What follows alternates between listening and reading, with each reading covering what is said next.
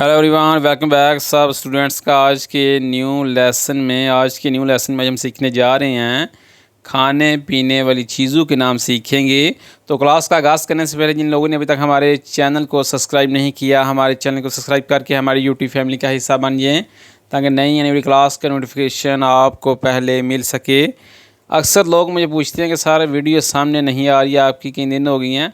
जब आप चैनल को सब्सक्राइब करते हैं, साथ घंटी का बटन होता है, घंटी की नोटिफिकेशन को ऑन कर लीजिएगा, ठीक है।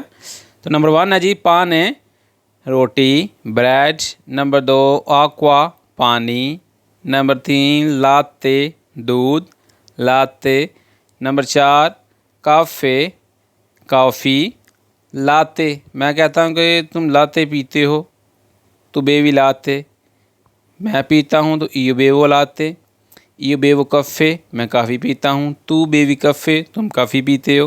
मिसाल के तौर पर नंबर 5 ते बोलते हैं चाय को, ते या ते काल दो। नंबर 6 ज़ुकीरो चीनी मेथी ज़ुकीरो पोको, ठीक है कि चीनी थोड़ी पा, ठीक है। नंबर 7 साले नमक, साले बोलते हैं नमक। नंबर 8 पेपे काली मिर्च, पेपे बोलते हैं काली मिर्च को।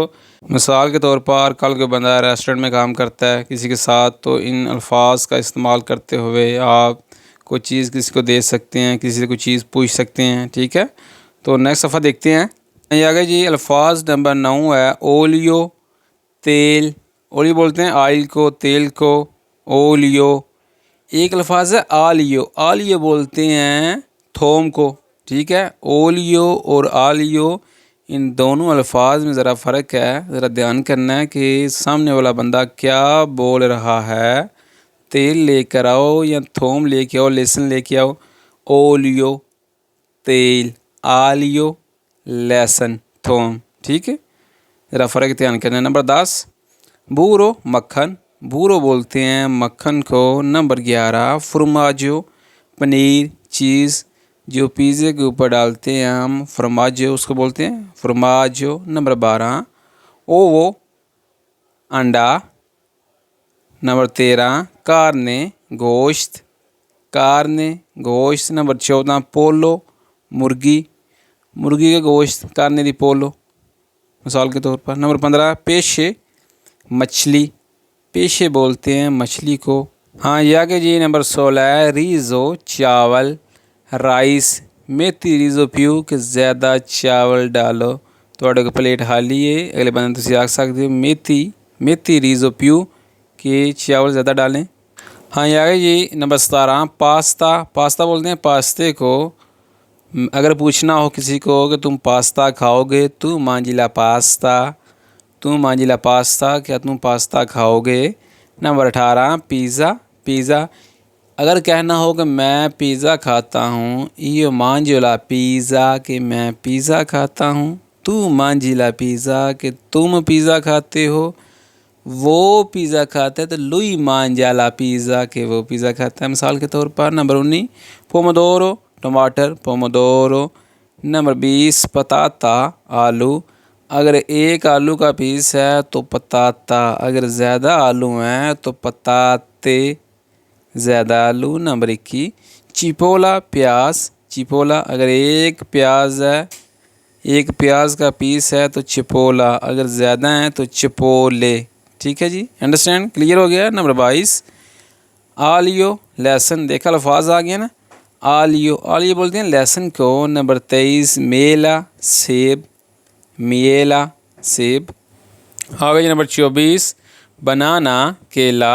नंबर 25 अरांचा किन्नू माल्टा, माल्टा को बोलते हैं अरांचा। नंबर 26 ओवा अंगूर।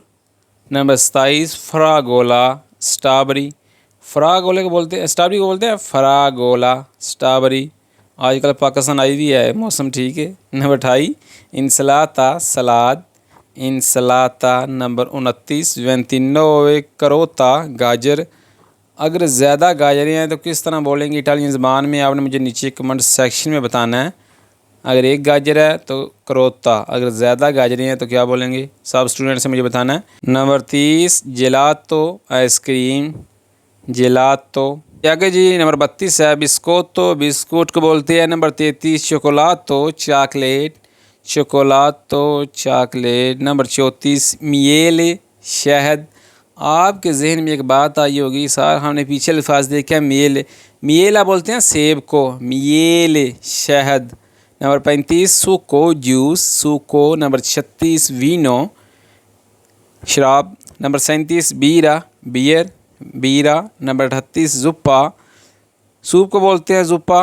नंबर 39 जुप्पा, हाँ देखें जुप्पा बोलते हैं सूप को। एक अल्फाज है जुक्का, जुक्का बोलते हैं कद्दू को, और जुप्पा, जुप्पा बोलते हैं सूप को।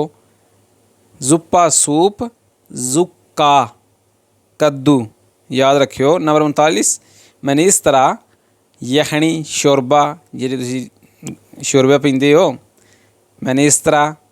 नंबर 40 परशूतो बोलते हैं जो हराम गोश्त है, ਜਿਹੜਾ ਬਾਹਰ ਲਦਾ ਪੰਜਾਬੀ 'ਚ ਤੁਹਾਨੂੰ ਦੱਸ ਦਿੰਦੇ ਹਾਂ। परशूतो, परशूतो भी आंदे ने ते मियाले भी आंदे ने, मियाले ते परशूतो, ਇਹ ਦੋਵਾਂ ਅਲਫਾਜ਼ਾਂ ध्यान रखना है, हराम गोश्त ਨੂੰ आंदे ने। हाँ ये अगे जी नंबर 41 है सलाम है, सलाम है क्या मिर्च है, ठीक है सलाम है। अगे जी नंबर 43 मानसो, गाय का गोश्त, मानसो। ਜਿਹੜਾ ਵੱਡਾ ਗੋਸ਼ਤ ਹੁੰਦਾ ਉਹਨੂੰ ਆਂਦੇ ਨੇ ਮਾਨਸੋ, ठीक है। ਜਾਂ ਕਾਰਨੇ ਦੀ ਵਤੇਲੋ ਵੀ ਆਖ ਲਓ, ਉਹ ਵੀ ਠੀਕ ਹੈ। ਮਾਨਸੋ ਆ ਲਓ, ਉਹ ਵੀ ਠੀਕ ਹੈ, ਗੱਲ ਸੇਮ ਹੀ। ਨੰਬਰ 44 ਮਿਆਲੇ, ਲਫ਼ਜ਼ ਆ ਗਿਆ ਨਾ ਵਿੱਚ ਮਿਆਲੇ, ਤੁਹਾਨੂੰ ਦੱਸਿਆ ਅੱਗੇ। ਨੰਬਰ 45 ਅਨੇਲੋ, ਬੱਕਰੇ ਦਾ ਗੋਸ਼ਤ, ਅਨੇਲੋ ਆਂਦੇ ਨੇ ਬੱਕਰੇ ਦੇ ਗੋਸ਼ਤ ਨੂੰ। नंबर 46 तोनो, तोनो जी पता, तुहानूं पता ही खांदे हो तुसीं मच्छी।